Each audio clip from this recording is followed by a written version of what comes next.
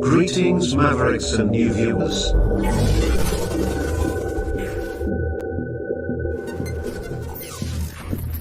Tonight, direct and live from the Maverick News Network World Studios. This is Maverick News with Rick Walker.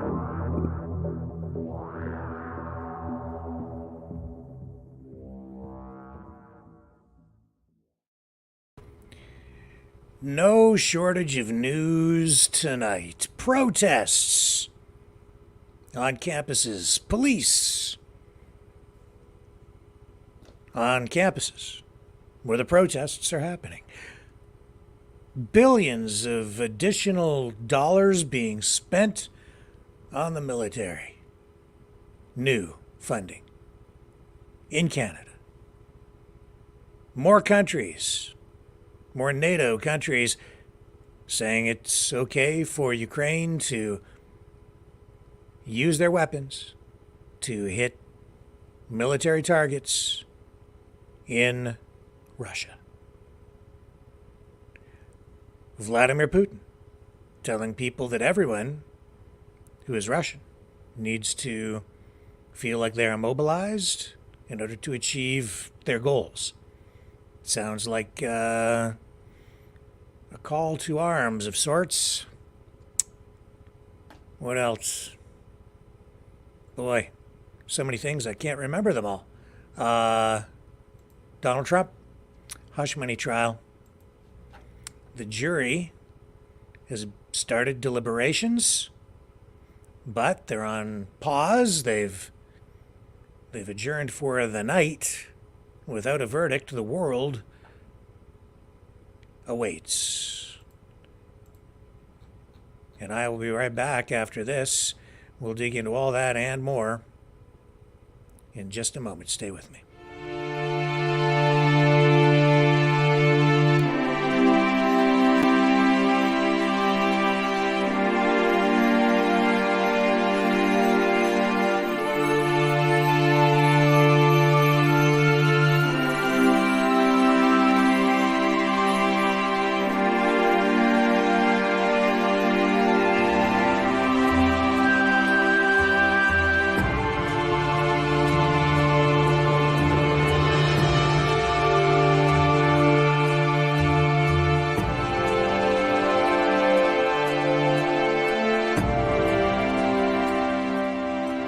Maverick News. The world is watching.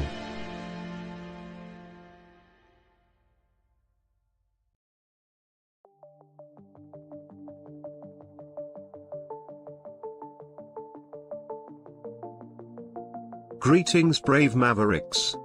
Our quest for truth continues. We go beyond fake news. Together we expose propaganda. Together we pull others out of rabbit holes. We are maverick thinkers. We are all unique individuals, defenders of individual rights and freedoms, credible, trusted, grounded in reality. Maverick News, Maverick News. Defending free speech, free speech. Donate at freedomreporters.com. Do it now. Tomorrow may be too late. Maverick News. The world is watching.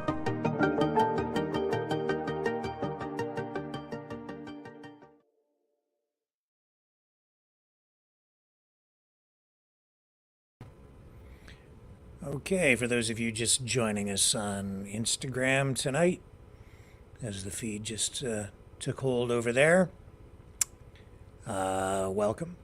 As I said just in the previous opener, no shortage of news tonight.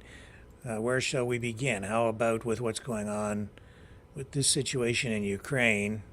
More countries, more NATO countries, signaling to Ukraine that it is okay to use the weapons they are supplying to attack military targets inside Russia.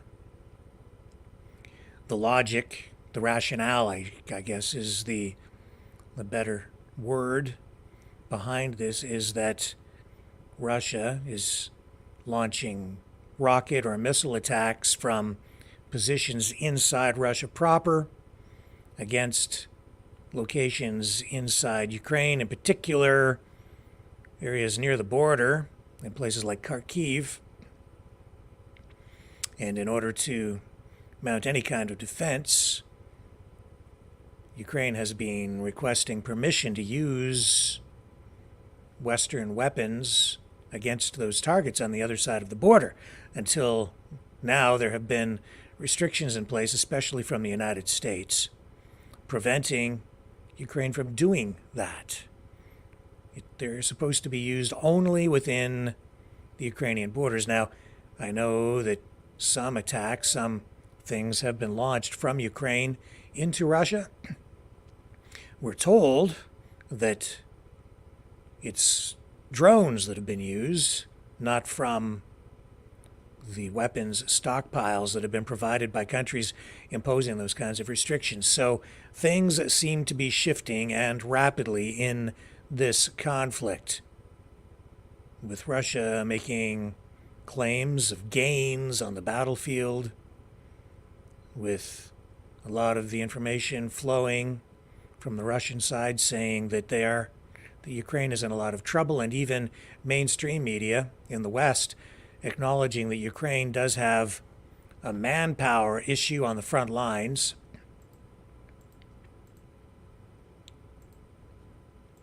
All that going on, and Vladimir Putin making a statement here, and I'm going to have to assume that the translation is correct here because I do not speak Russian. I believe this is probably accurate based on the source and from other places where I've tried to confirm this online, so I think this is accurate. I will share this with you. He is saying that Russia is already seeing soldiers from NATO countries on the ground in Ukraine under the guise, as he puts it, of being there as mercenaries. He says, of course, they hunt me down. We hear it on the air, English, French, Polish. We know they are there, he says. Мы слышим, в эфире слышим то английскую речь, то французскую, польскую. Мы знаем, что они там есть. These so-called mercenaries, but there are specialists under the guise of mercenaries. Так называемые наемники, да? Но под видом наемников там специалисты находятся. Вот. There was a question about high-precision weapons of long range. Who controls this weapon? Who serves it? Был вопрос по высокоточному оружию большой дальности. А кто там этим оружием управляет? Кто его обслуживает? Ну, конечно. Of course, he says, it is the instructors under the guise of mercenaries. That's all. They are there and they bear losses. Вот эти самые инструкторы под видом наемников. Вот и все. Они и есть. И несут потери. Может быть, так. He goes on and says, perhaps this statement is related to the fact that it is becoming more and more difficult for them to conceal these losses. Заявление связано с тем, чтобы им все труднее, видимо, и труднее скрывать эти потери. Значит, поэтому, может быть. He says, perhaps it is time to show that they are officially present and to show these losses in a real and legal way. I don't know, maybe. Настало время показать, что там официальное присутствие, чтобы и потери не показывать реально, легально. Не знаю, может быть. Vladimir Putin.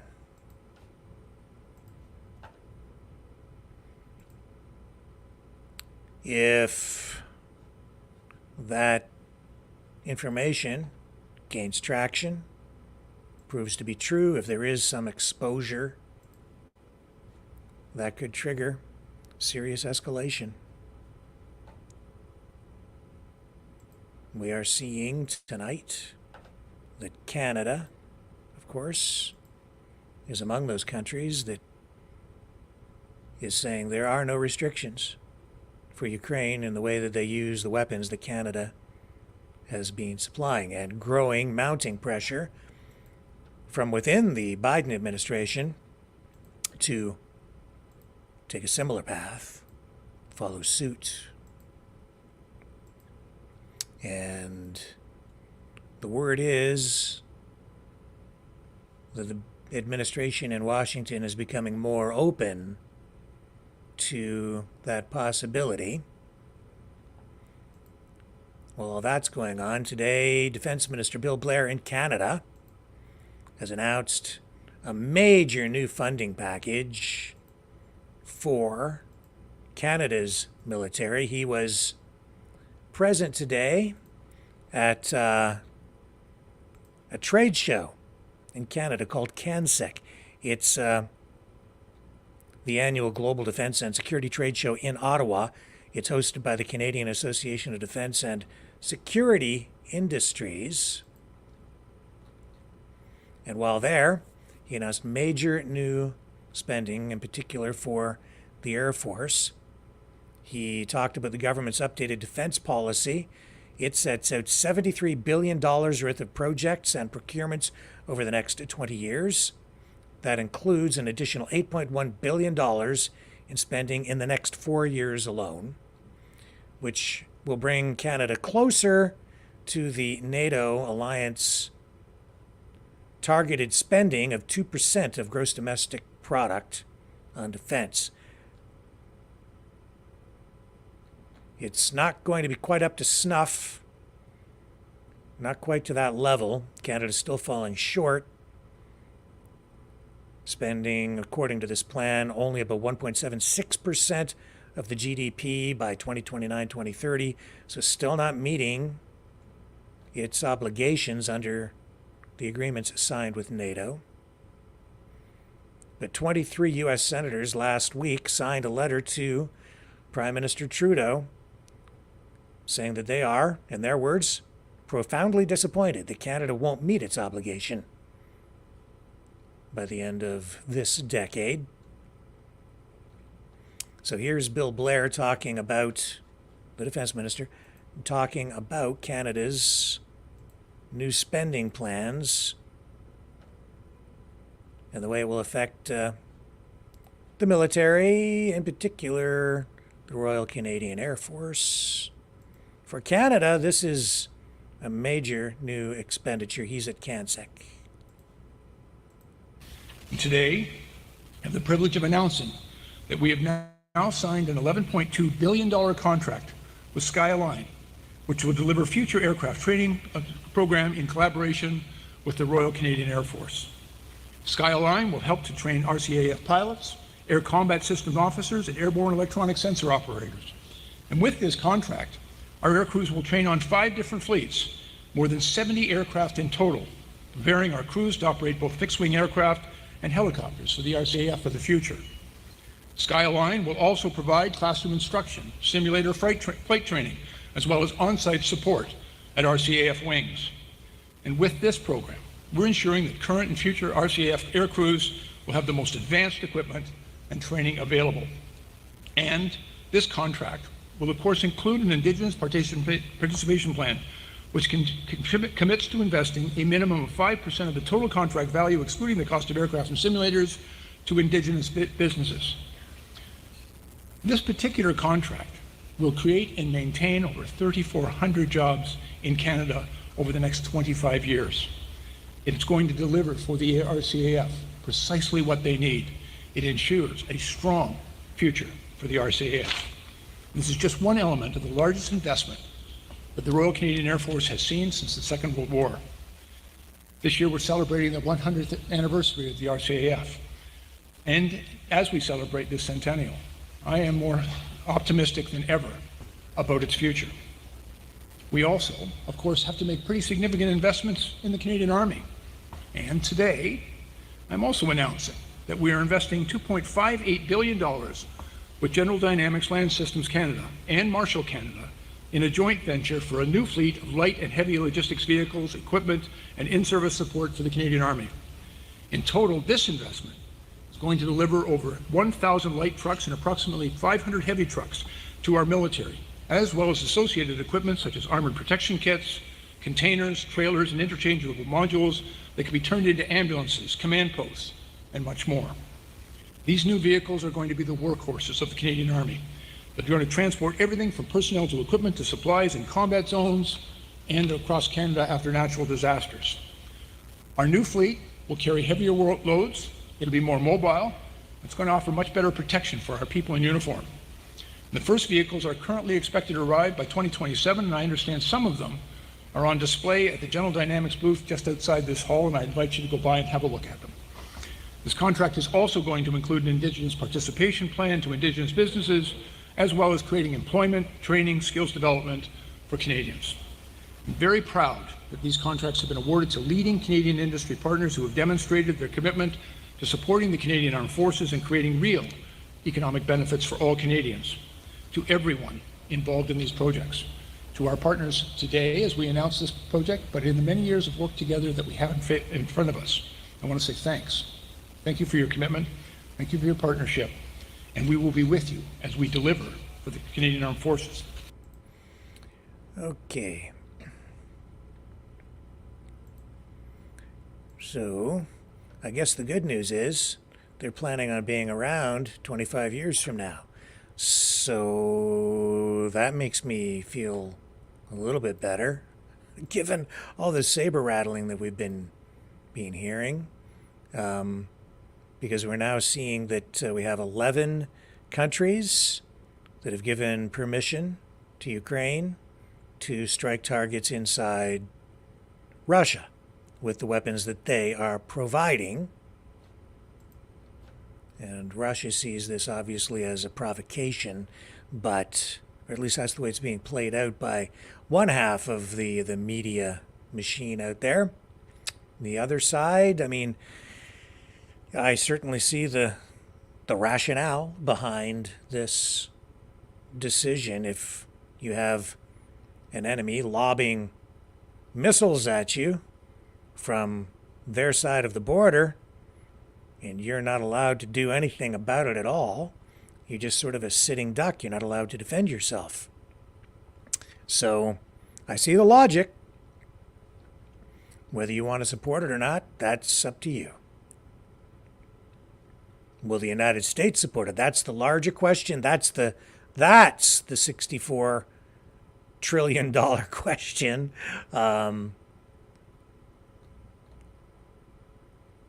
But apparently the Biden administration is signaling tonight that they are looking at this. They say they've made no final decision, but it is under consideration. That according to two senior Biden administration officials, they've essentially opened the door to this possibility, where until now they have imposed this restriction, that these weapons that the United States is providing should only be used within the Ukrainian borders. So if the United States gives the green light to this, it'll open the door to all of NATO doing it, essentially. Obviously, there is concern that this could lead to escalation, and that is what the United States is clearly afraid of here.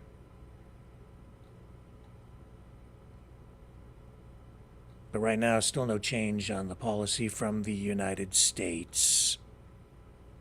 Nevertheless, with those 11 countries now signaling this, it will give Ukraine a path forward to that kind of intervention. 19 bodies now identified, according to Ukrainian officials, in that shopping center tragedy where we saw a missile strike, that hyper center as it was called or is called over there, a phrase not used over here in the West. It's a shopping center. And apparently 19 people were killed there. 19 people identified so far. Anyway, you slice it, it's tragic.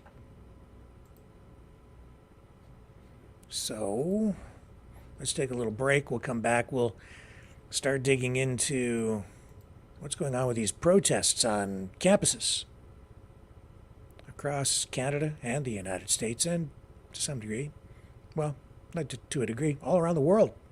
We have ourselves a global protest on our hands because of what's going on in Gaza. The information war is raging. Truth without integrity is worth nothing. Maverick News. Because those who have power and those who seek it must be held accountable. The world is watching. Join our family of truth seekers. Donate today and add your voice to the chorus of Maverick Knights. Donate at maverickdonations.com. Truth. Integrity. It's the Maverick way.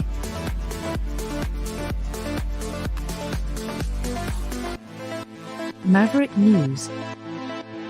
The world is watching.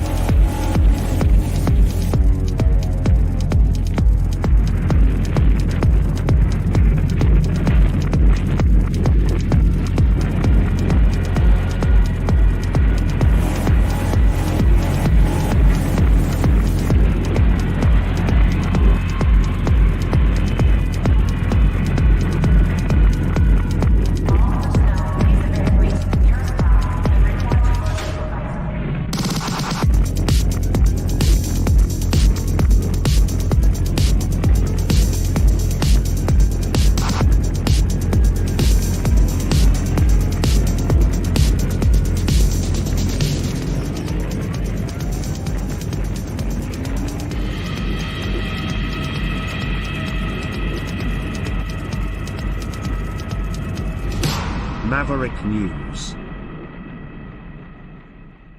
The world is watching. Okay, so these protests are not going away. They're continuing. Tonight in Ottawa, Chris Stacey on the scene. He's been covering a pretty sizable demo up there in the nation's capital, Ottawa. First on Parliament Hill. Now the pro-Palestinian protesters have made their way to, they were on Wellington Street, now they've made their way over to the front area on the street at the Ottawa Police Service headquarters, where they're demanding apparently the release of their comrades. Let me run this.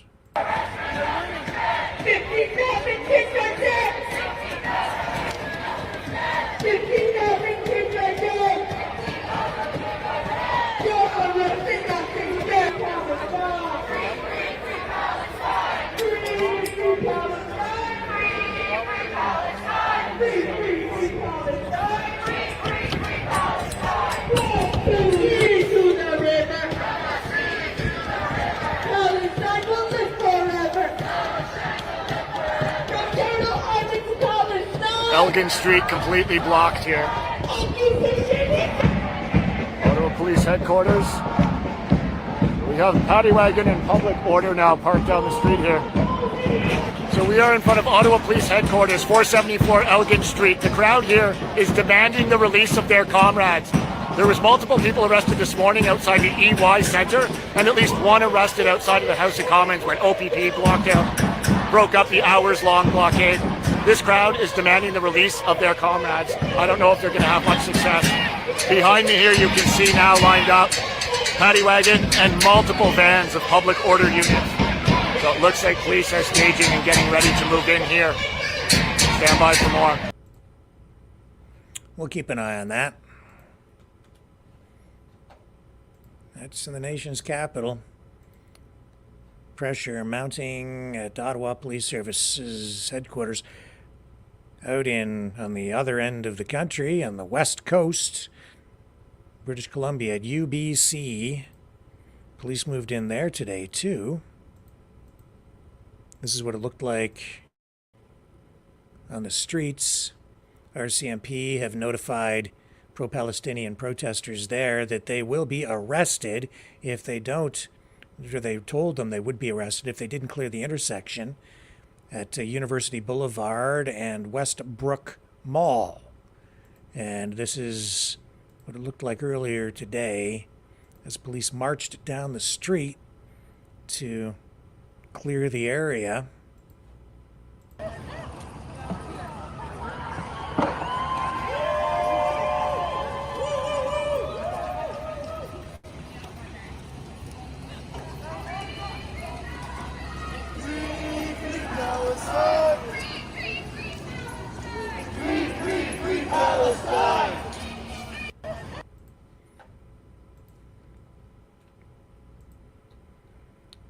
And then the pro-Palestinian protesters went on to disrupt graduation celebrations where parents and other students were celebrating.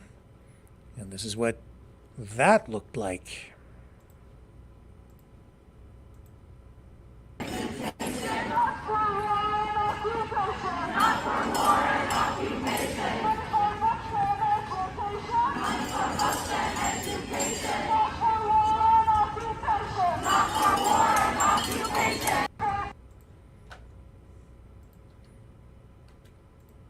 So, not looking, terribly volatile there, but what we are seeing is some of these streets are being disrupted. Concerns here about access to a hospital route here.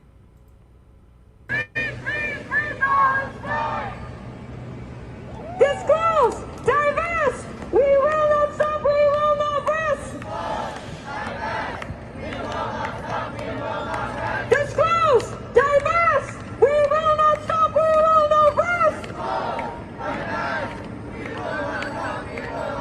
Disclose! Divest! We will not stop! We will not rest!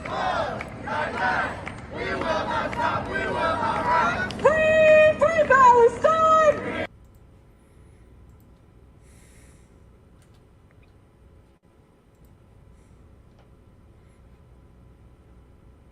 Oh, and and then there's this talking about, police.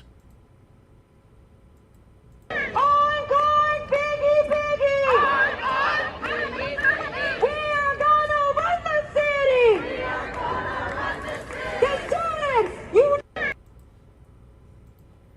Why do I have a feeling they might already be running the city?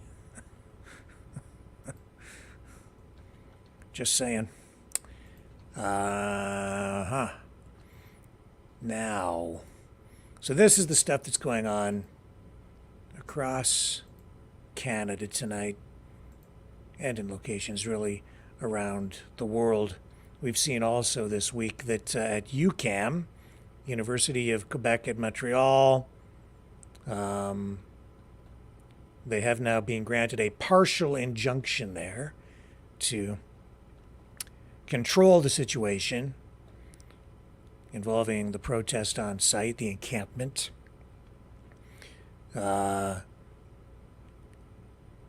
court there has ruled, a judge finally came down with a decision from the Superior Court, Judge Louis Joseph Gowan. Listened to arguments from both sides in the case, and he has ruled saying, quote, there is definitely an urgent need to clearly circumscribe and generally regulate the exercise of the right to freedom of expression of the defendants, being the protesters, including that of demonstrating peacefully and safely. It is definitely preferable to intervene before an unfortunate event only happens afterwards. Unfortunate, he says, goes on, he says that safety measures need to be put in place urgently at the encampment, and he says that doing so won't infringe on the encampment members' right to protest. He is prohibiting protesters from setting up tents and other material within 2 meters of campus buildings instead of the 3 meters that university administrators had requested. So some restrictions now being placed on those protesters. This is a temporary injunction. It is in effect only for a period going to June 6th. So far, it doesn't look like very much, if anything, has changed on site at UCAM. It's been pretty much status quo. We have seen vandalism, spray painting on the university windows, barricades set up, and university administrators there have issued a statement saying that they have no investment in armaments and that neither do they have a mobility agreement nor a framework agreement with Israeli universities. Well, these protesters are demanding divestment from such organizations or companies. The university is saying they don't have the kind of investments that the protesters are alleging. It's a bit of a mess, isn't it? I don't know if it really matters at this point what kind of investments they have. I'm not so sure that the demands being put forth by the protesters, I don't know that that's really what their focus is anyway. Back to Ottawa now, where students and activists have been called today during a news conference to cut ties with Israeli institutions. The human rights group Justice for All Canadians, part of a news conference in the nation's capital, the group is calling on universities and colleges to divest from Israeli entities involved in human rights violations in Palestine. That is what they are saying. Those are their words. And we have now Ganayat Sadiq, an Ottawa-based advocacy officer with Justice for All Canada, speaking to this. And there were more youth-oriented statements made during other news conferences today that tie into this, but we will begin here. The advocacy officer for Justice for All Sadiq. Canada. This is a nonprofit organization focused on preventing genocide against minorities, communities using our consultative role at the United Nations. We are gathered today on the unceded, unsurrendered land of the Anishinaabe Algonquin. Over the past 7 months, we have exposed the ongoing genocide in Palestine to the Canadian government right here on Parliament Hill. We have called on the Canadian government to uphold human rights principles and demand an end to Israel's relentless collective punishment on Palestinians. This includes confronting Israel's decades-long of apartheid, its prolonged occupation of Palestinian territories, and the suffocating 17-year blockade of Gaza. Yet here we are again, confronted by the harrowing aftermath of the Israeli government's deliberate attack on Palestinian civilians in the Rafah Tal al-Sultan area, an alleged safe zone. The images are devastating. Bodies burned to ashes, charred and blackened beyond recognition, children decapitated and torn apart by massive bombs, parents clutching their dead and burned children screaming in horror, and rescuers pulling out charred remains from burning tents, with wounded victims being rushed to hospitals with horrific injuries. While the Canadian government has acknowledged the heinous nature of the Israeli government's actions, the government's approach remains disappointingly cautious and reserved. It is clear, indecision and superficial responses can no longer be tolerated. Justice tents cannot protect unarmed Palestinians from 2,000-pound bombs. They cannot shield Canadian students from the brutal force used by police to dismantle their peaceful encampments. Since April 27th, students and faculty across Canadian universities have courageously set up encampments on their campuses, demanding that their institution cut ties with Israel amidst the ongoing crisis in Gaza. Historically, students have led the charge for justice and peace on campuses in the fight for Palestinian liberation, including the peaceful movement against the Vietnam War and the South African apartheid movement.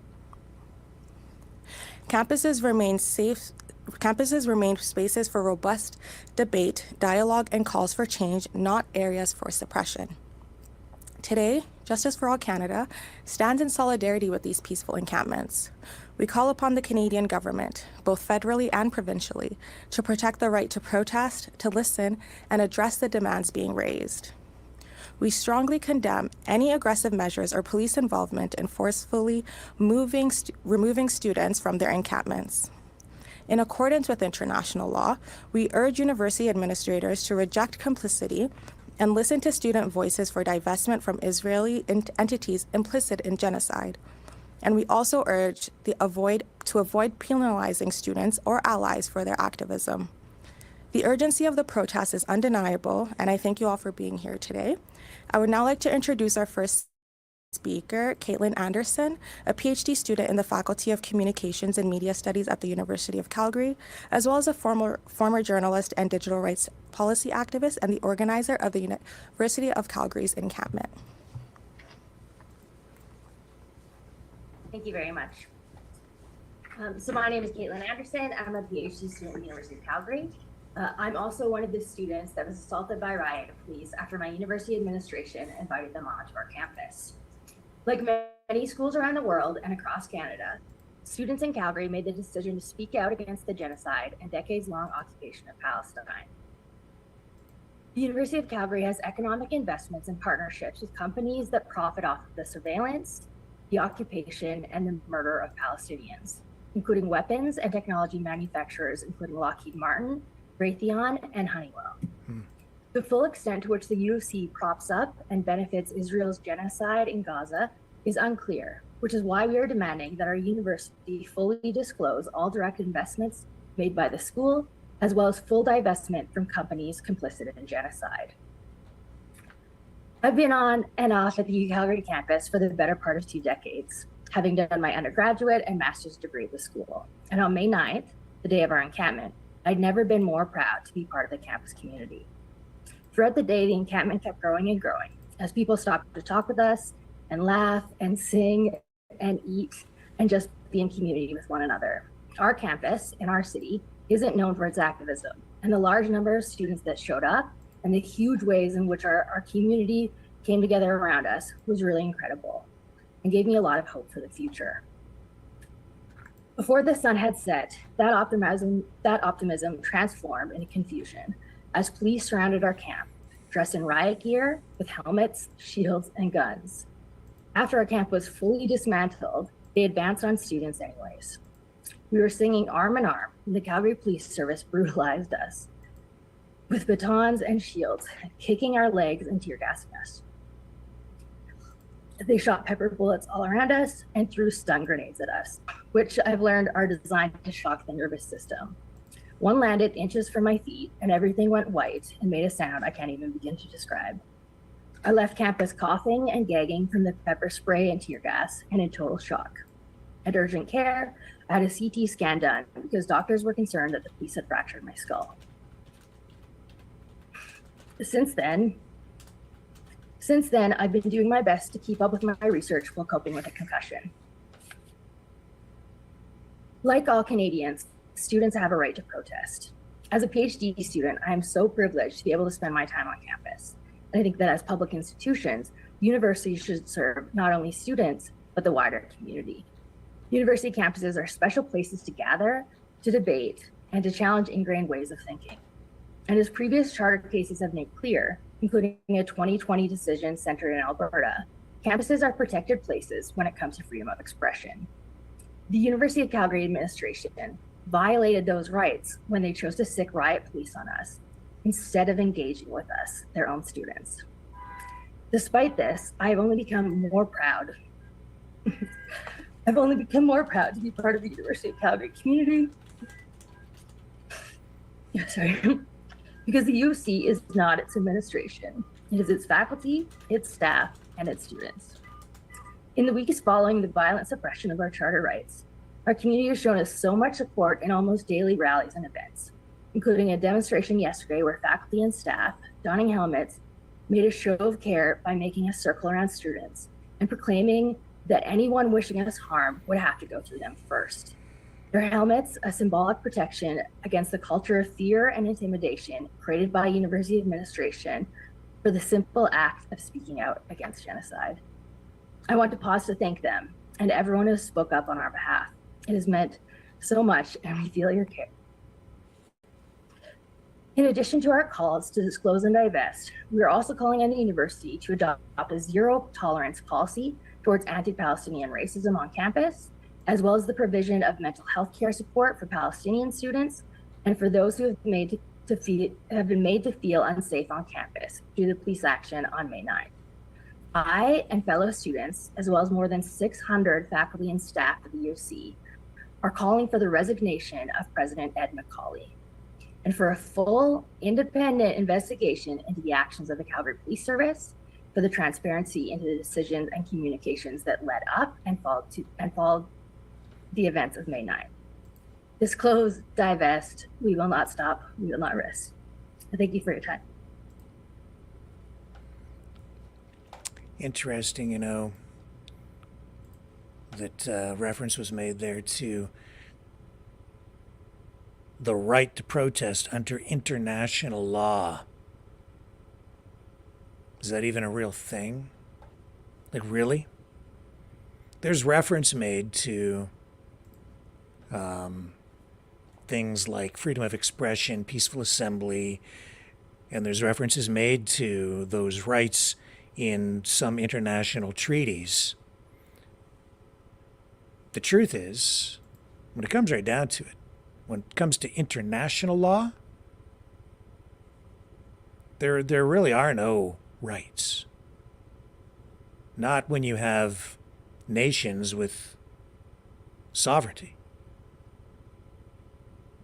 Your rights do come from, natural law, if you want to call it that, but the only way to protect those rights is to have some sort of enforcement mechanism behind it, so that if your rights are violated, there's someone there to defend those rights. That would be police, the courts. If you're talking about international law, it becomes very murky. And even with treaties under the United Nations, there really is no enforcement mechanism there. What really provides you with those rights is the voluntary surrender of some degree of sovereignty by any nation state that signs on to those agreements, and then the willingness of that nation state to abide by whatever is in those treaties. And then the only thing that really truly enforces it is if other nation states that have signed on to that hold those other nation states accountable through an enforcement mechanism and arbitration process that would be employed by a body like the United Nations and some sub-body that would then be designated to deal with that. And this is a very murky thing. And that's why once you get outside the border of Canada or get outside the border of the United States, you get into other countries or even international waters, there are some, standards, law, I won't even call them laws, but they call it international law, some international laws that are recognized by nation states around the world to some degree, but enforcing any of that, that's a whole different matter. And when you're inside Canada, I'll tell you this, your right to protest, the right for those protesters to express themselves on university campuses or anywhere else, they're being protected not by international law. They're being protected by Canadian law.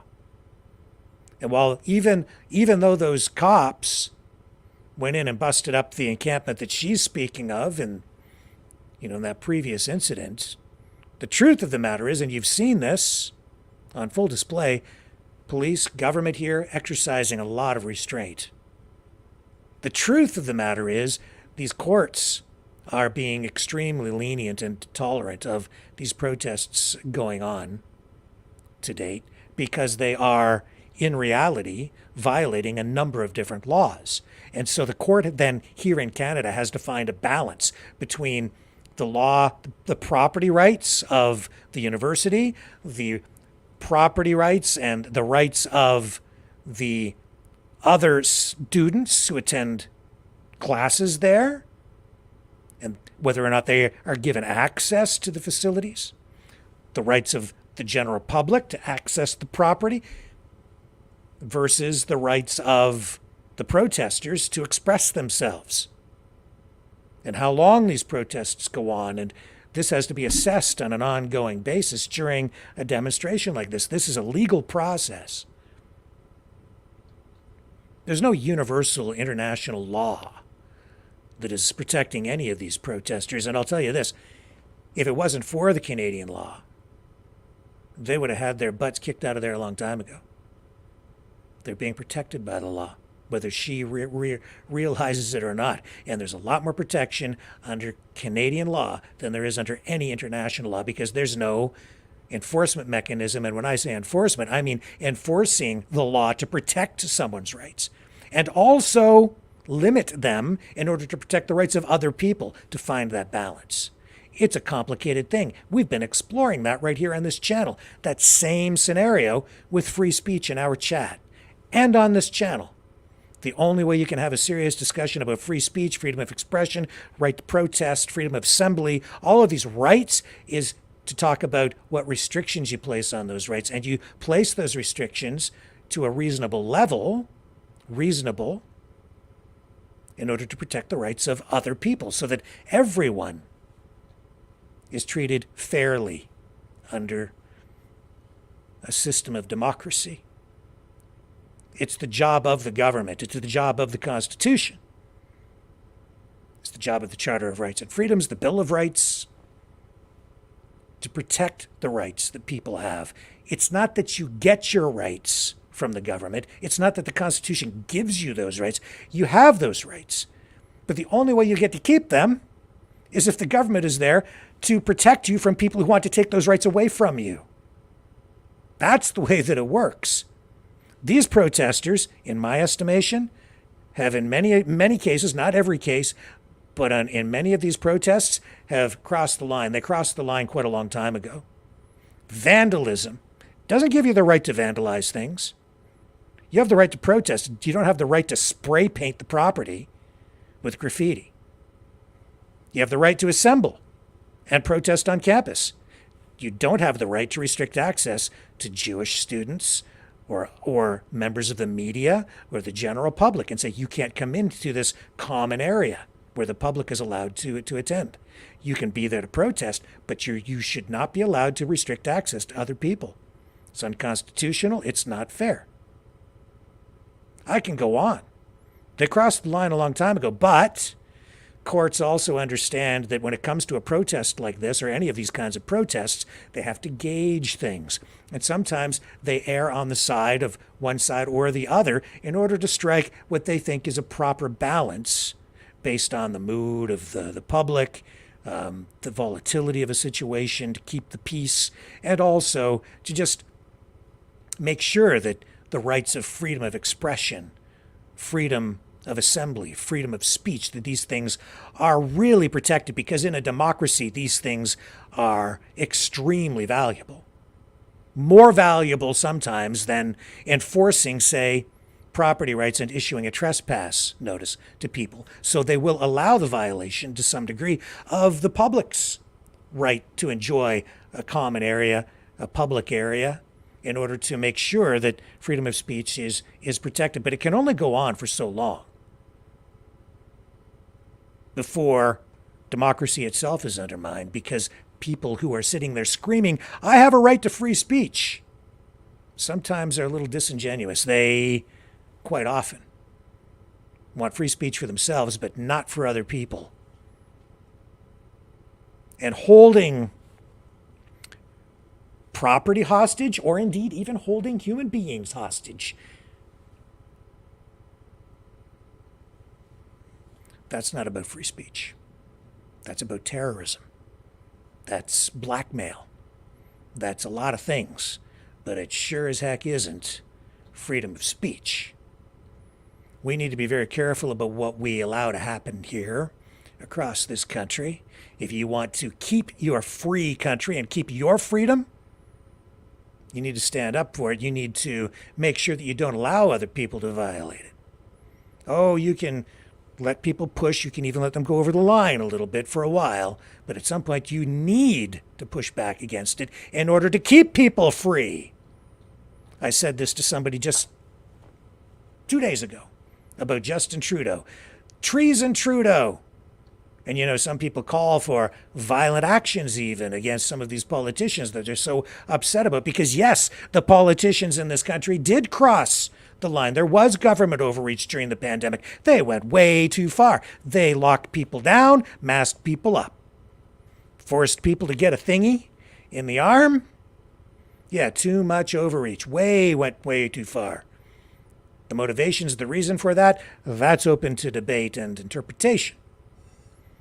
But when I hear people saying we need to drag the Prime Minister out and arrest the Prime Minister and do unspeakable things, I remind them, I say, these politicians may deserve to be held accountable.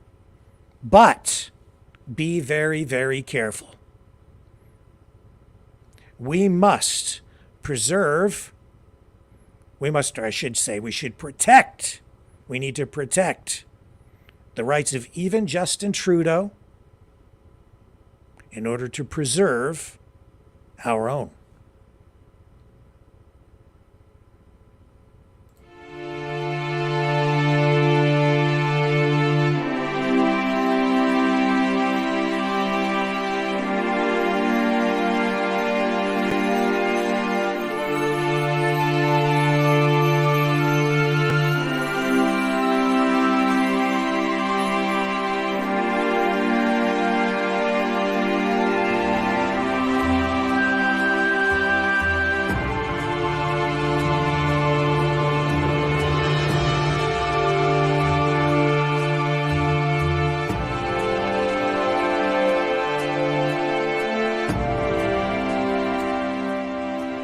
Maverick News.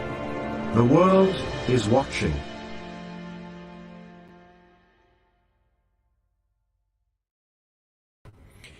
Other stuff going on in Ottawa, nation's capital, all connected back to this stuff. I have to tell you, I'm amazed. Every day when I think things can't get weirder or worse, it gets weirder and it gets worse. What am I talking about? I'm talking about, a push. This has been tried before, failed, but why do I feel like it's going to happen now? They are advocating for lowering the voting age in Canada to 16.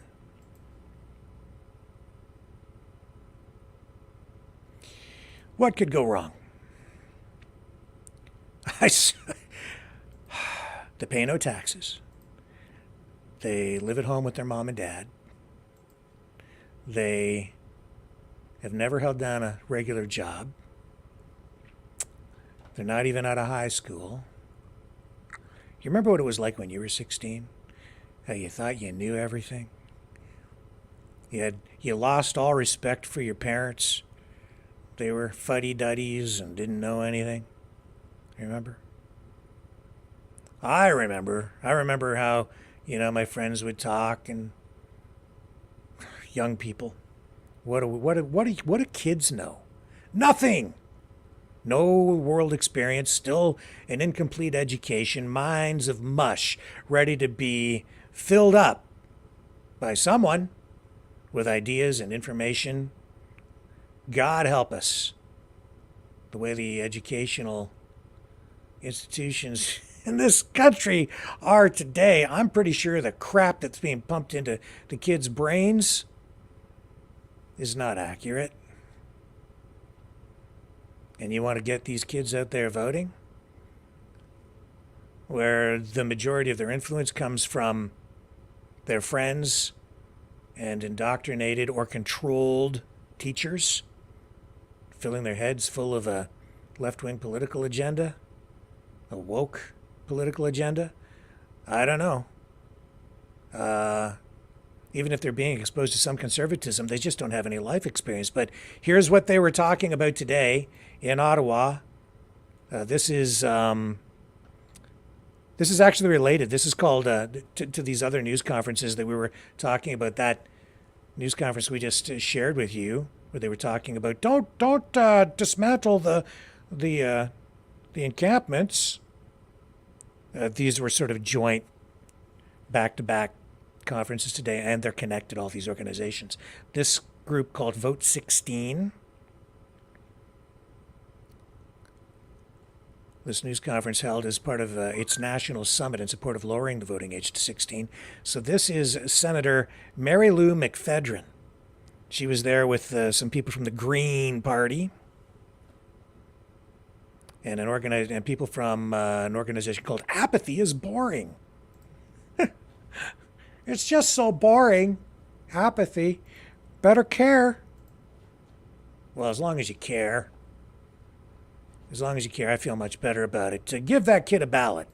Here's what she had to say today. In a nutshell, we're here because Francophone young leaders more than 20 years ago came up with the idea of lowering the federal voting age to 16. And over the past 20 years, numerous attempts have been made by various members of parliament from different parties to bring in a bill to actually accomplish this. I'm the first senator to introduce a bill on the Senate side to lower the federal voting age to 16, and my bill is still active in the Senate. We had a very powerful speech yesterday, and we will be revisiting the issue again next week. But today is about the Ottawa Summit on Vote 16 and two key takeaways from the research that's been done ever since Austria was the first major country to lower the voting age at all levels in its country in 2007. And the research has been done almost daily since then. And now what we have is a big difference between 20 years after the first bills were introduced to now. 20 years ago, it was all about opinion and prejudice because there was no research. 20 years later, we have a lot of credible, published academic research from a number of different countries, and a number of those experts are here with us at the summit.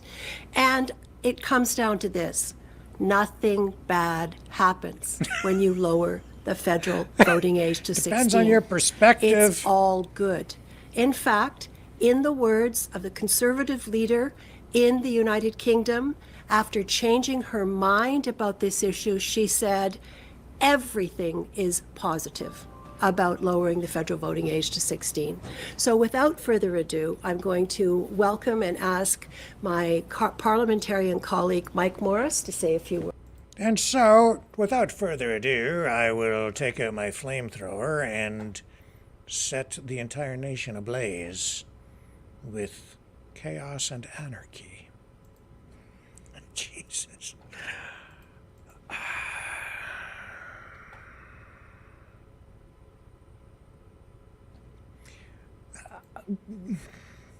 No! Okay, just no. No, no, no. They've been trying to do it for 20 years. There's a reason it isn't happening. Hasn't happened. Because it's a bad idea. Okay? It's a really, really, really bad idea having kids go to vote.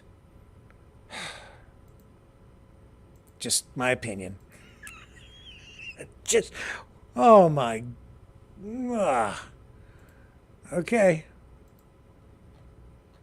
That brings me to something, that came to mind today. I woke up in a cold sweat.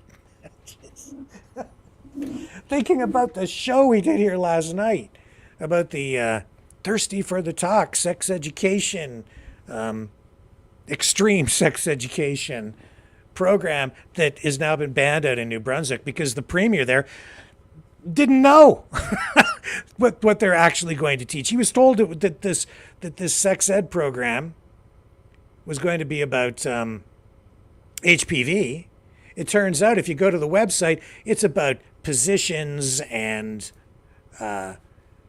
relationships and sex acts that I've never even heard of before. But at least now I've learned what furry porn is. Okay? Sort of. I think it's where you use Rogaine. I'm joking. Okay? As in place of anything slippery. Just saying. Okay? That's furry porn. Oh my God, did I just say that? Oh my God. Oh, how can I talk about this? Here's the thing. Yesterday, as part of all of that, I did run this clip of someone talking about a Canada-wide student walkout in response to the ongoing issue about the pride flag being flown outside schools and government buildings, which is an ongoing issue, and some communities have dealt with it differently than others. Some say no more of that, only the Canadian flag or government flags, and other communities still flying the flag, which is sort of a political thing. But anyway, with regard to the walkout, I understand the issue, and I understand that it is very divisive.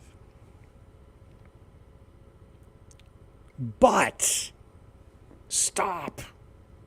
We have to stop. I'm not supporting it.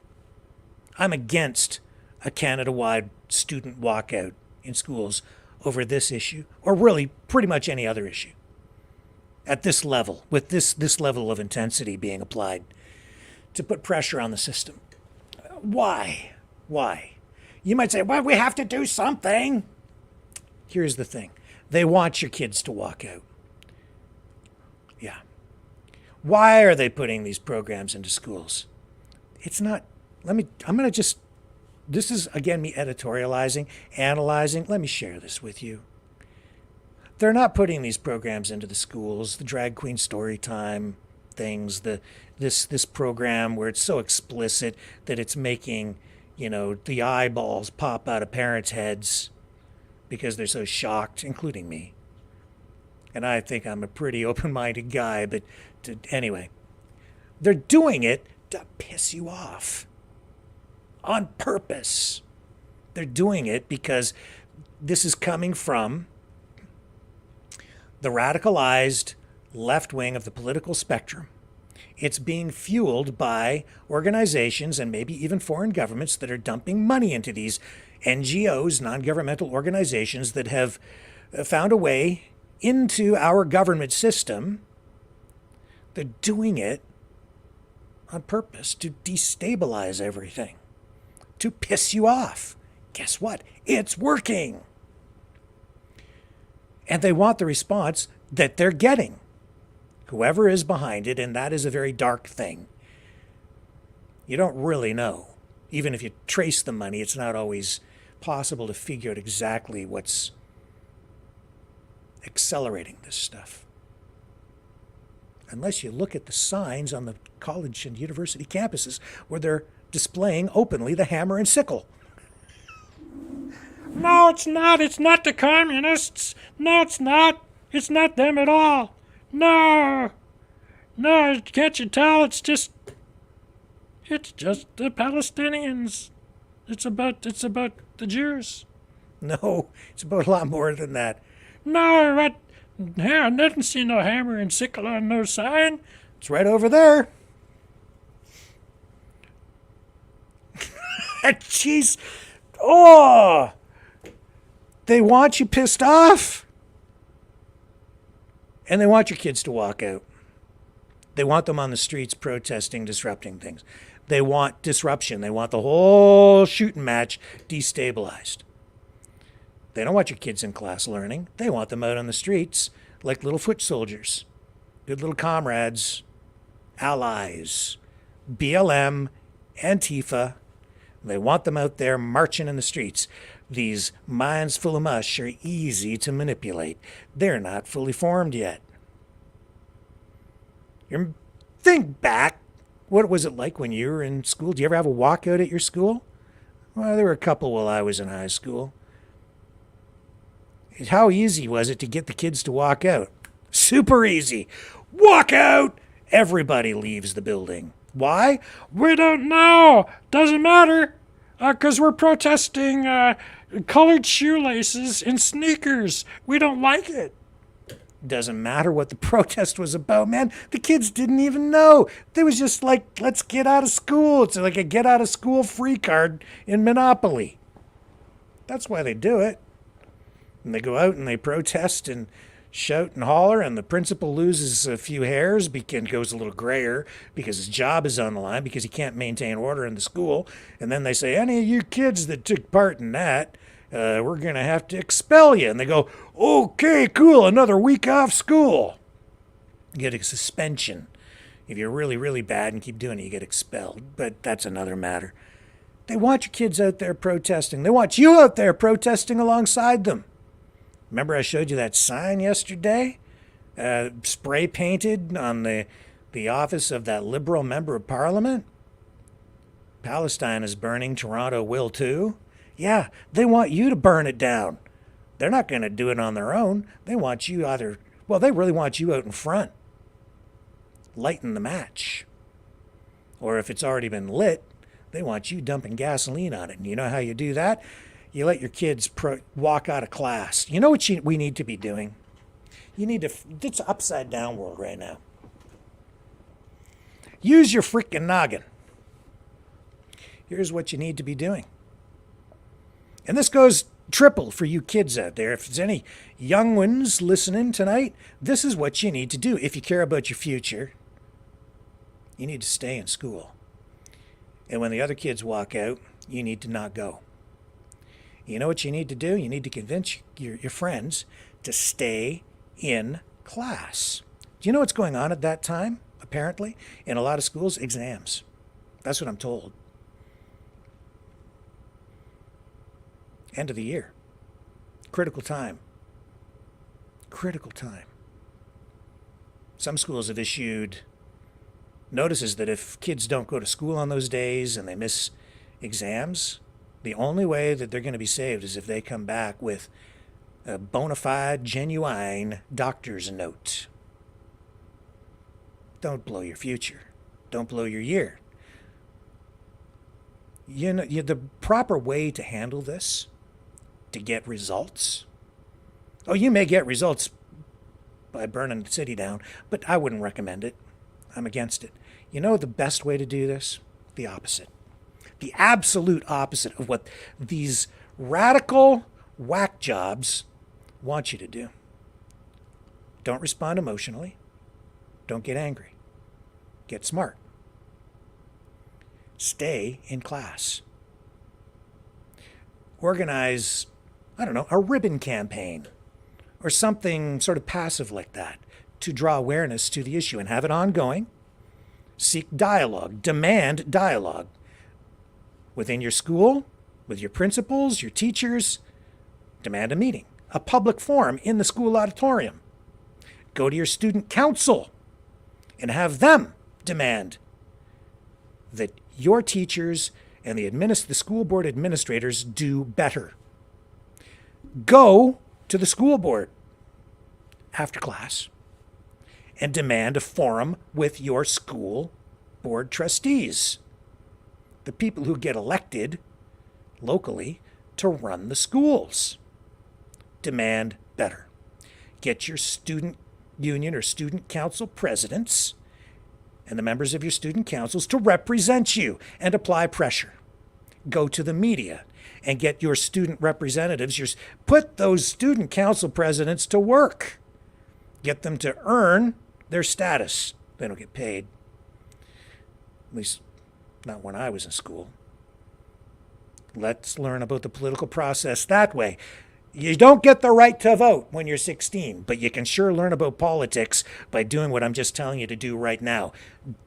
And make sure you stay in school and learn. Because what would you be out in the street protesting for anyway? Better education.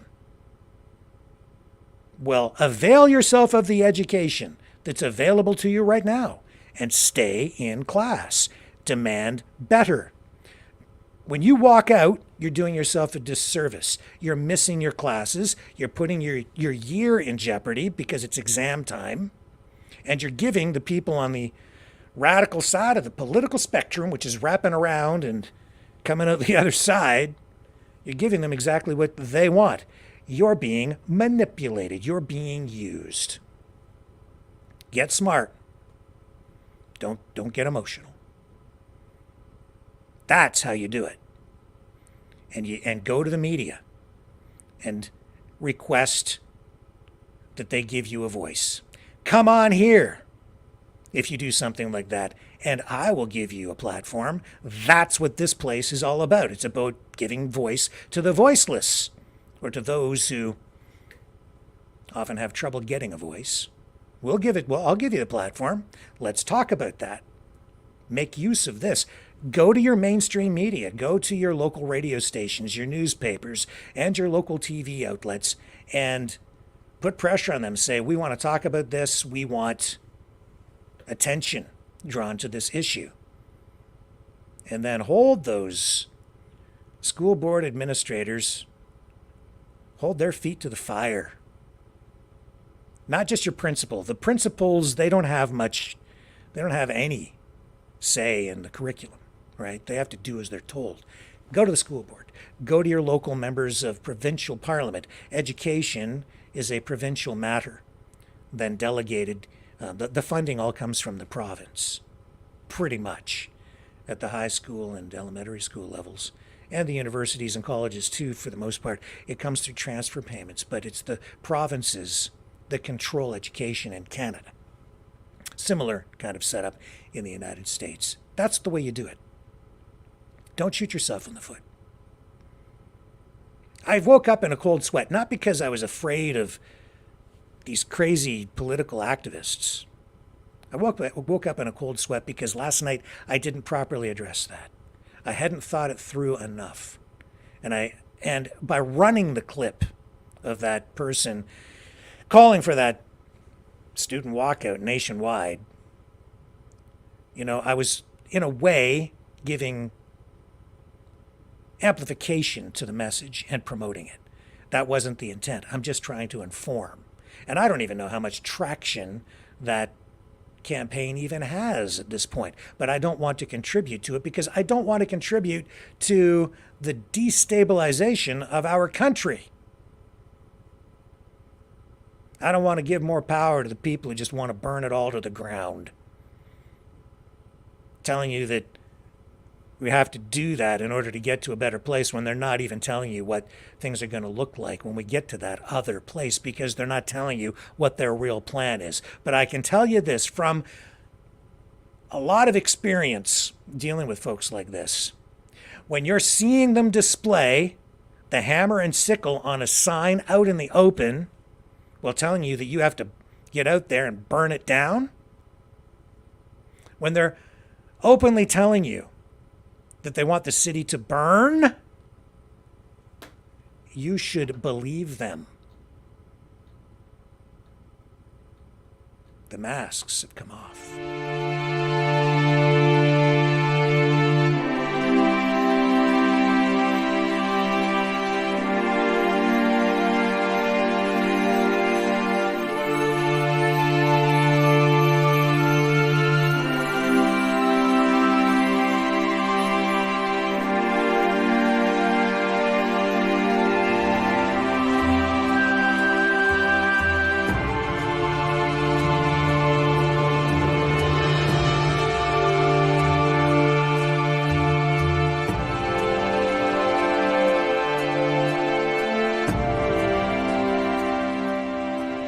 Maverick News.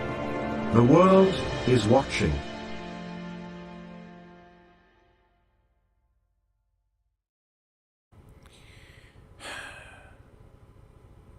Let's go back to Ottawa. Let's listen to one of these youngsters bestow wisdom upon us, shall we?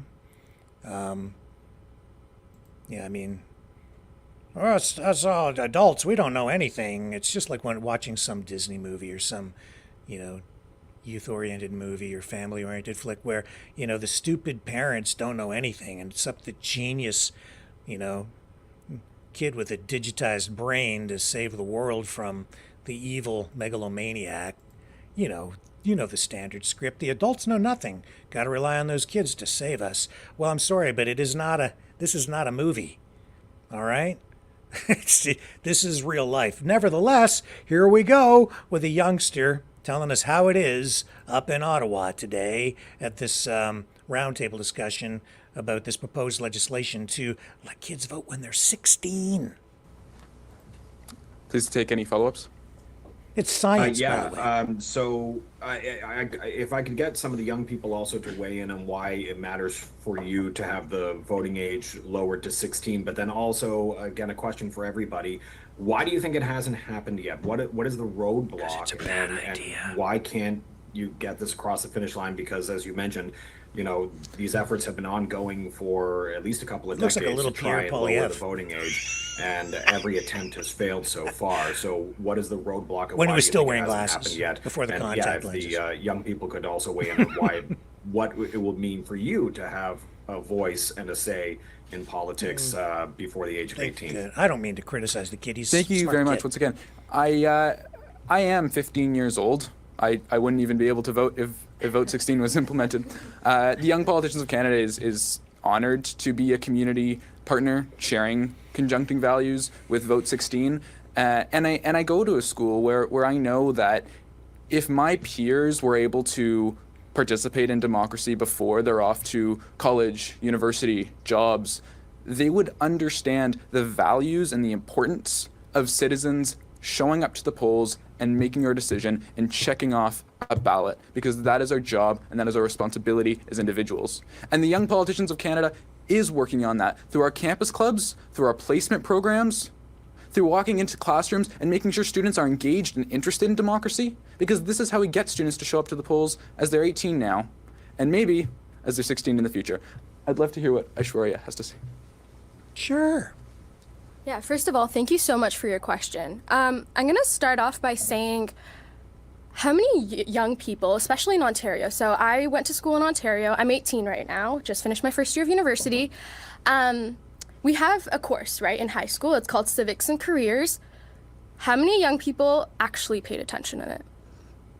And the answer is very, very few. So let them vote. And a lot of the time, people just do it over summer school. People do it as a course that they just want to get over with because they have to, because it's required.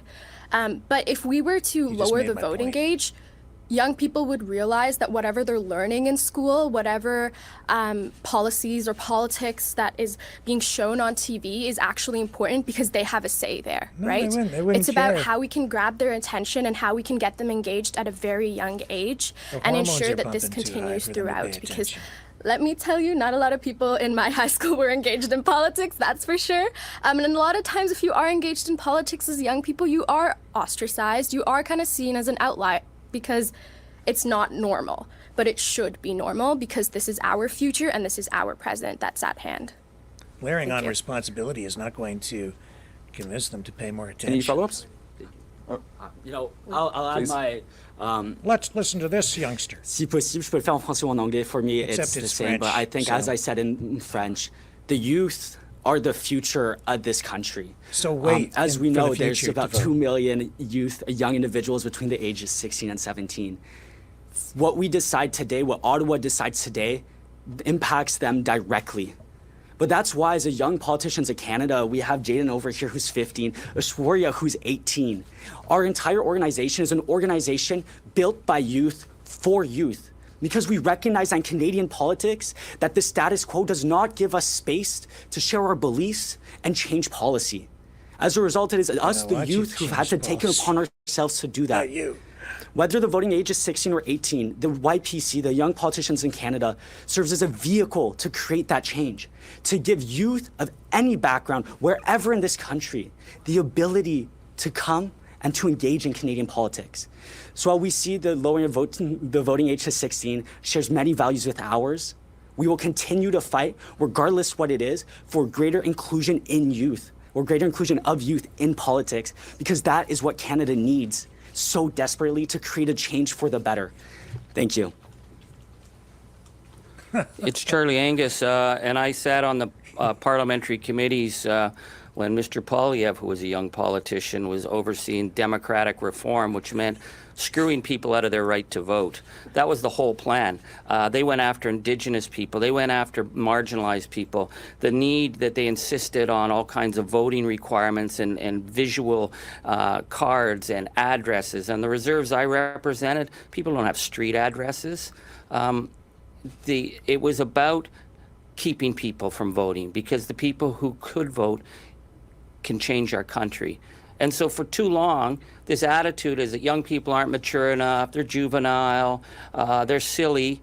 This is a way of denying the incredible energy that would come, that would force politicians to wake up. And I will say, for 20 years, I've been in high school after high school. When we have mock elections, because we don't get real elections in high school, I've had better questions, better participation, better understanding of issues among every single class I've ever spoken in than I've heard at many public debates. So I think our democracy is troubled right now. Democracy is in a fragile state. Democracy is facing the dangerous, toxic levels of disinformation and online interference. Young people aren't that dumb. They will bring a freshness and accountability. So to keep democracy alive in a time we see around the world where it's being threatened, and it is a precious thing, I would say let's bring in the young people, because they will protect it.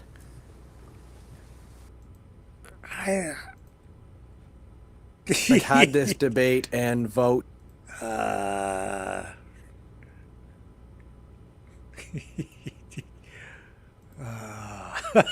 Just how about that guy? See, should he vote? Just look what happened to him. Look what happened to Spicoli. He went on to become kind of a political activist on his, didn't he? Yeah. Oh man. First, you get elected prime minister, promising to legalize weed and decriminalize drugs. And then, after you do that, you get all the youngsters together and you let them vote.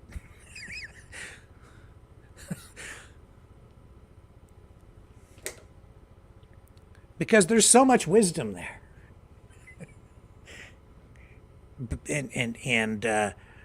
Oh my, okay, legalized weed and 16-year-old voters, it doesn't seem like a really good combination to me. Coupled with a massive disinformation problem, propaganda, and a time of war when our democracy is under threat. And you have huge protests right now with political activists who literally want to destabilize all of Western society. Let's let the 16-year-olds run things. Wow. Again, really? Oh my God. I don't even want to look in the chat. Probably half the people are disagreeing with me. That's okay. It's all right. You'll see. You'll find out when it's too late. Donald Trump. You want to talk about Donald Trump and his court case? I guess we could get into it. Democracy is messy at the best of times. It's always messy. I don't think we need any more chaos. Let the kids be kids. All right? That's my editorial for the night. One of them anyway. I'll be right back. Don't go away. We'll talk about Donald Trump on the other side.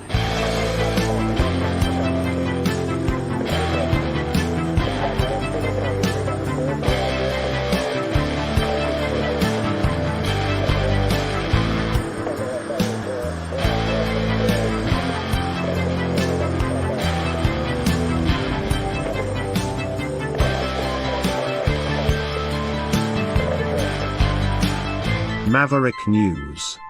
Fighting for freedom. Spicoli.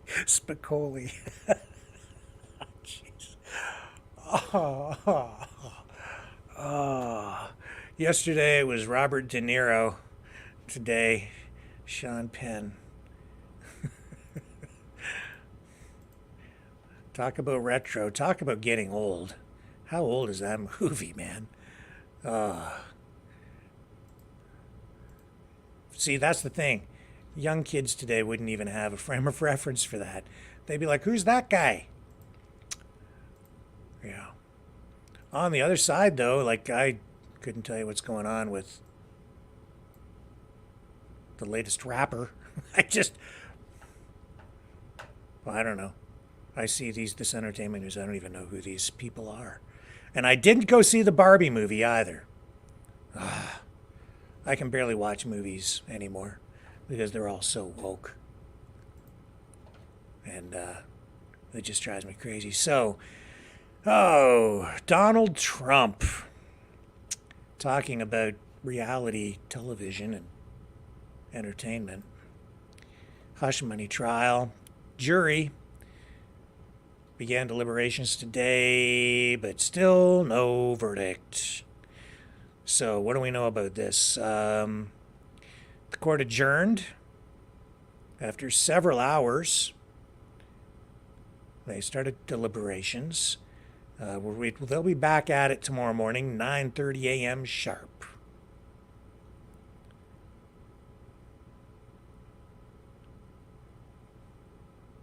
And even after the jury was dismissed, the judge and attorneys for both sides continued to speak. And while deliberations were underway, the jury sent out 2 notes. They requested information from the court.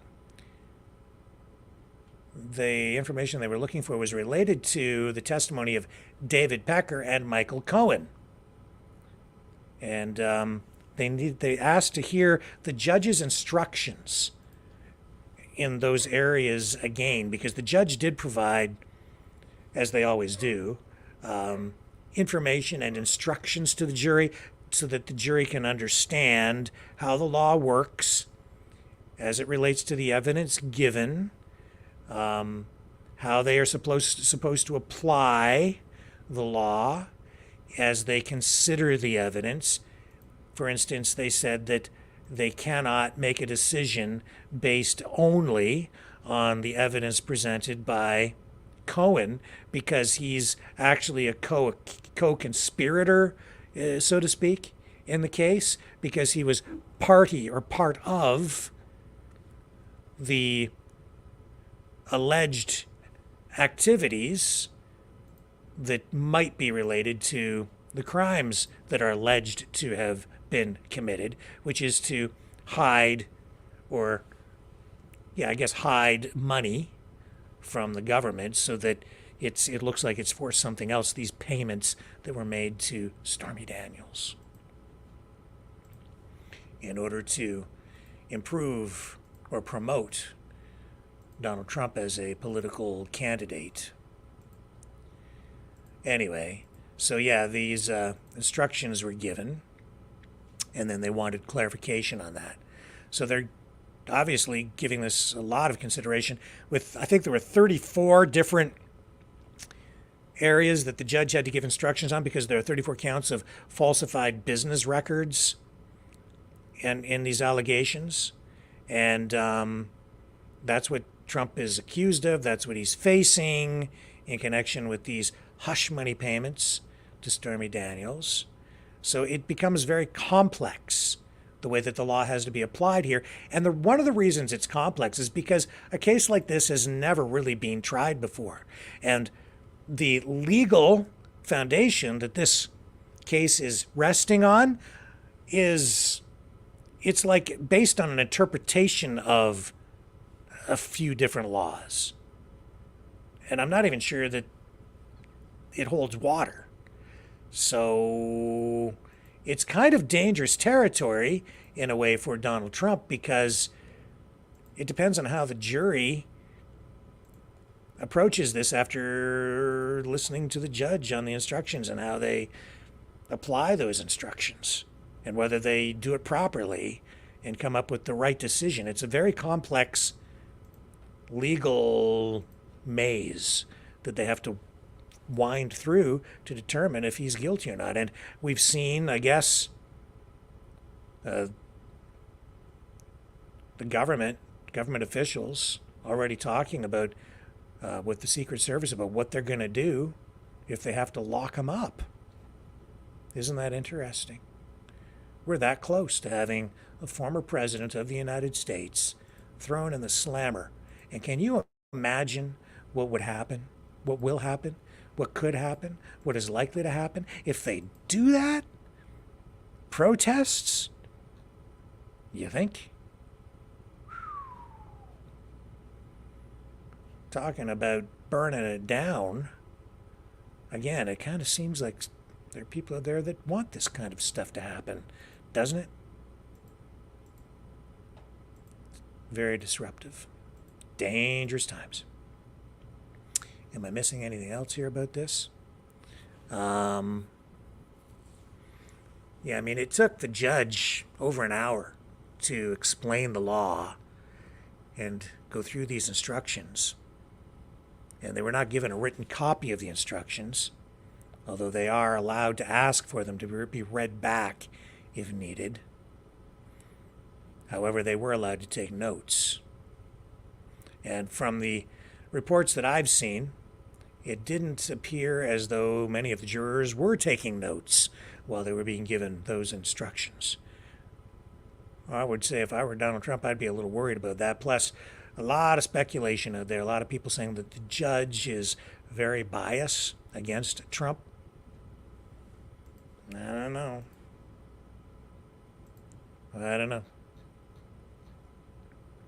Anyway, all the networks following this huge story. We're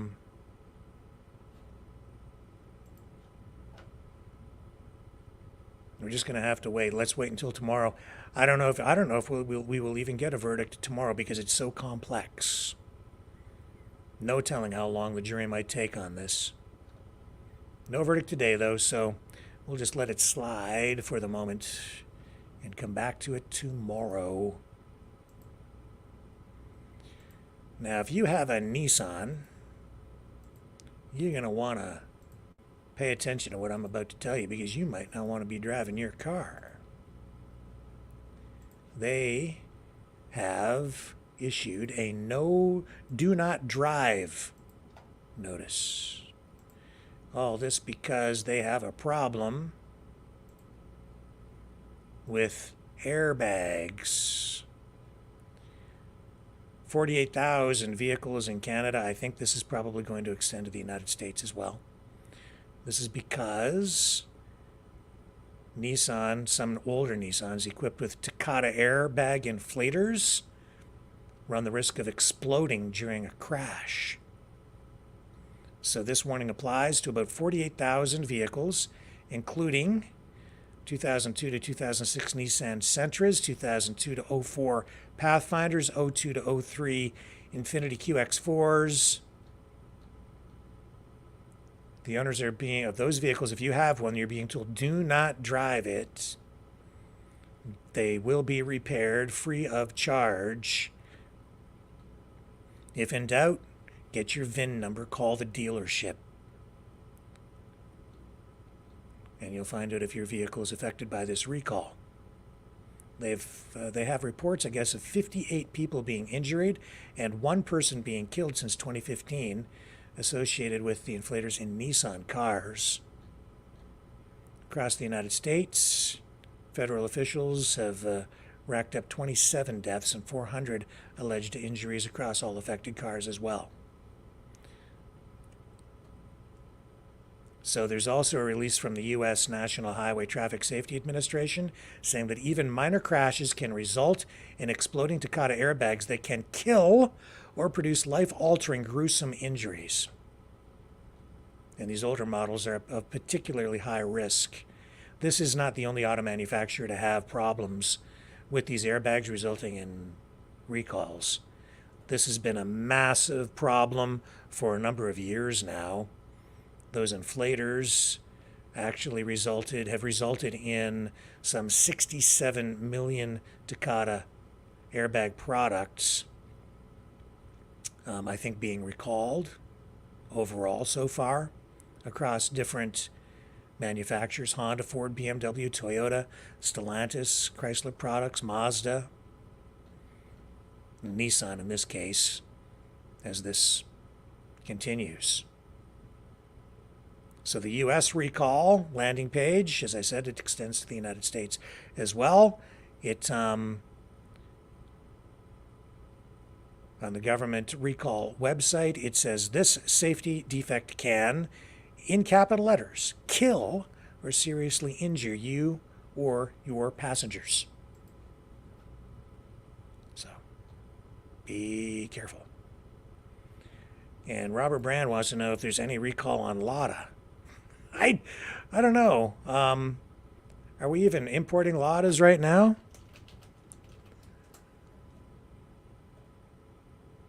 I don't think they even sell them in the U.S., do they, anymore? I don't think so. You might be able to get a Lada in Canada. Yeah, if you pay, just looking it up here, $3,500 to broker in the U.S. And Lada is, I don't know of any dealers in Canada. Maybe I have to look into it. I'm sure if you search online, you'll be able to find it. Get a used one. I haven't seen a new Lada on the road anywhere in years. Ladas. When I was young and they were selling Ladas, man, those things were just rust buckets. They would they would rot out and turn to dust faster than you could pay them off, even though they were super cheap, sort of like disposable cars at the time. No. Ladas. I think they're a lot better now than they were. And when we've looked at cars over in Russia,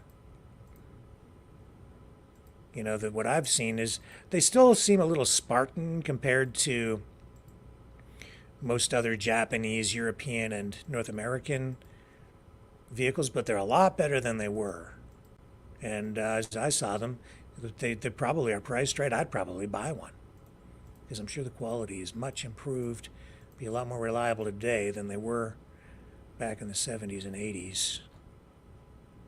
So we'll continue to keep an eye on that. Stay with me. I'm going to check in and see what's going on up there in Ottawa. I'll be right back.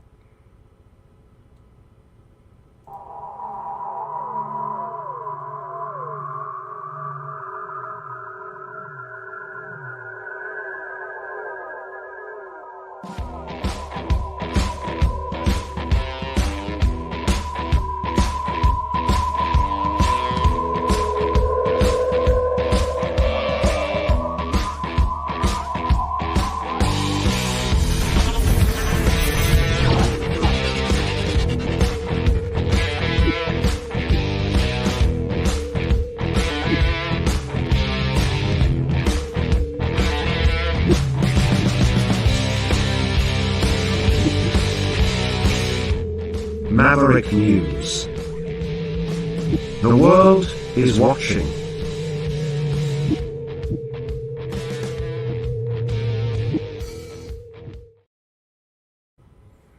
Okay, and you know what I'm going to do? I want to bring somebody special on here for a moment tonight. I'm going to make a call and see if I can get this person on the line. I don't know if this is going to happen because I don't know if they're there or not. They don't know I'm calling. Let's see if we can get this person on the line.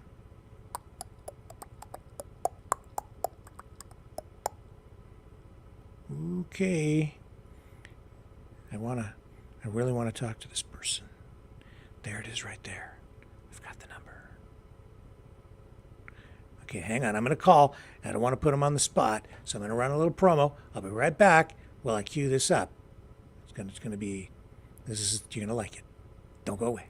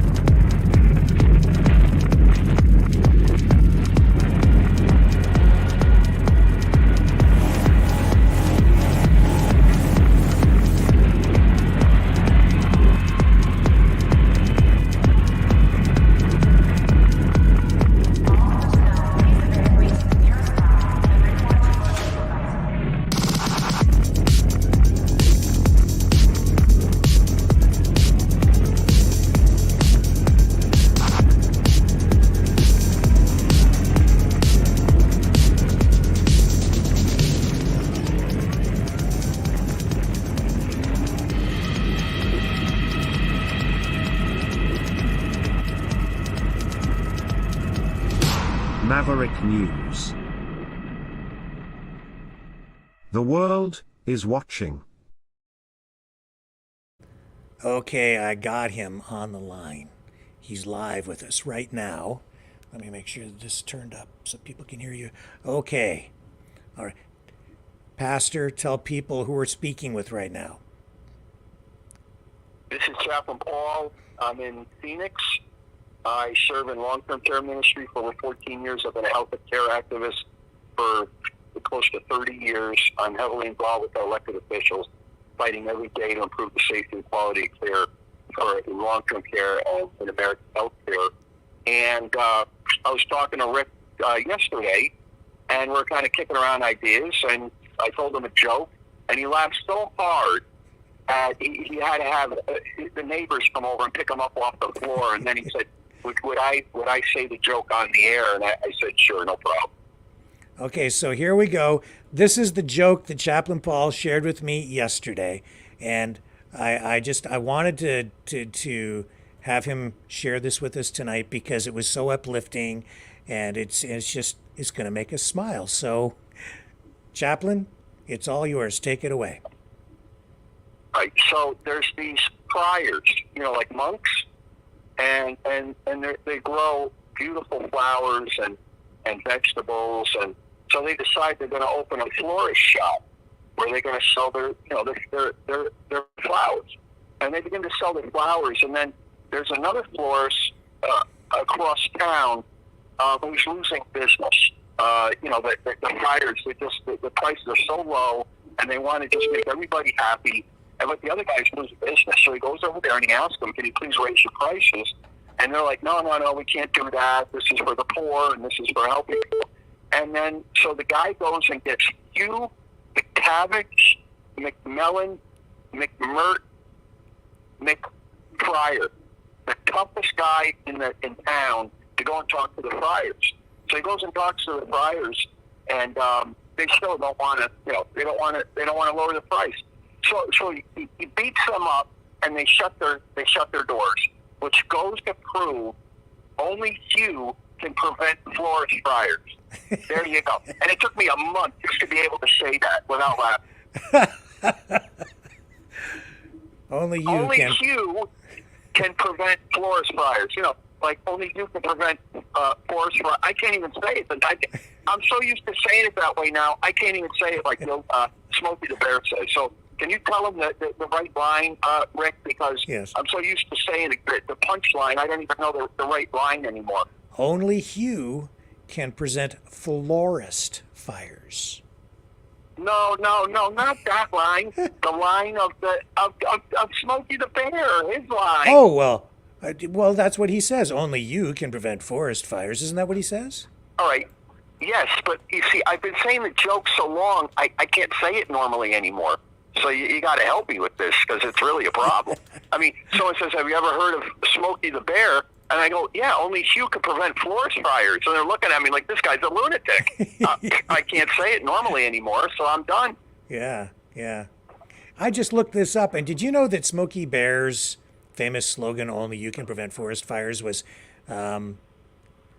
created or was first used back in 1947 by the Wartime Advertising Council, which is now known today as the Ad Council? I never knew that. I didn't know that either, but I know it now because I Googled it.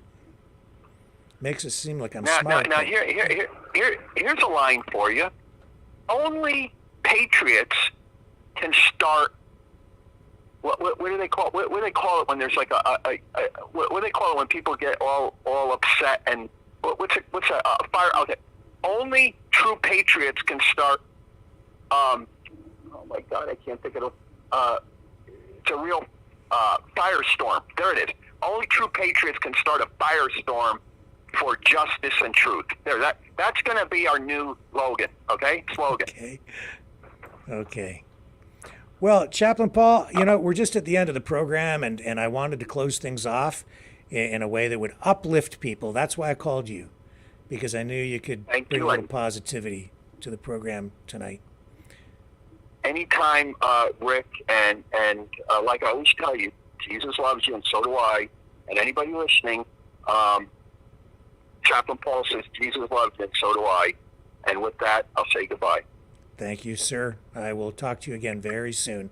Really appreciate you. Have a blessed. All right. Have a blessed day. Okay. Love Bye-bye. you. Take care. Bye. There we go. Chaplain Paul. We haven't spoken to him in a while. Great to have him back on the program. We'll get him back on for a longer interview in the days ahead. It'll be great to have him back because he's been working on some stuff and telling me some things that need some attention, some issues to help some people who otherwise might not get the help that they need, and he's out there fighting for them. So, people in long-term care facilities and so on. So, yeah, happy to get him back on too, all the way from Arizona. And with that, folks, I am going to wrap things up for the night. Hang on a second here. Well, give me a second. I've got something coming in.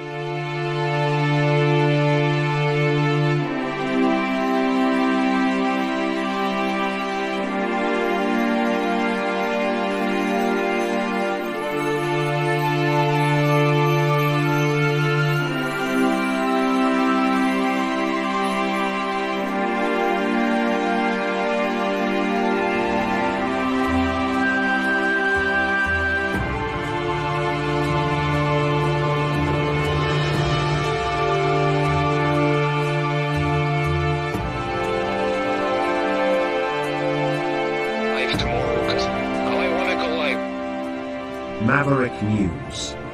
The world is watching.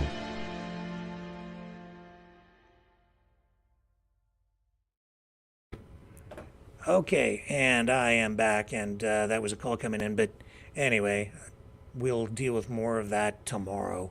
We are going to close things off for the night here. It is the end of the program, and I appreciate you guys hanging out here as usual. As always, a privilege. I will be back here tomorrow night, same time, same channel, 7 p.m. Eastern, the Maverick News channel, where we have the antivirus programs for your mind. Catch you on the flip side.